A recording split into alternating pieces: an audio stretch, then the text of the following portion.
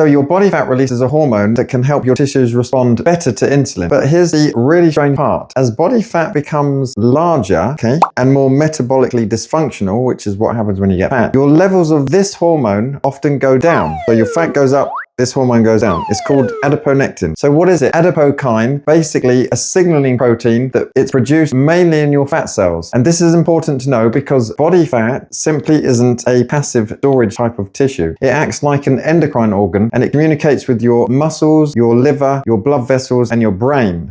Adiponectin is generally considered one of the more metabolically helpful signals, and experimental research suggests that adiponectin can improve insulin sensitivity, help the liver and the muscles to process fatty acids, and reduce some of the inflammatory activity inside the blood vessels. And human studies also tend to find that lower adiponectin levels with obese people and insulin resistance and type 2 diabetes is higher. However, that doesn't mean that one hormone single-handedly causes or cures all of these conditions. No, defo not. So here are 3 myths. Myth number 1, because fat cells produce adiponectin, having more body fat must mean producing more of it. Now, usually the opposite happens. Enlarged, inflamed and dysfunctional fat tissue, which happens when you get fat, unfortunately, often releases less adiponectin. Myth number 2, adiponectin is a magical fat burning switch. It affects fat metabolism, particularly in laboratory and animal research, but there's no evidence that boosting adiponectin is an effortless shortcut to human fat loss. There is no such thing.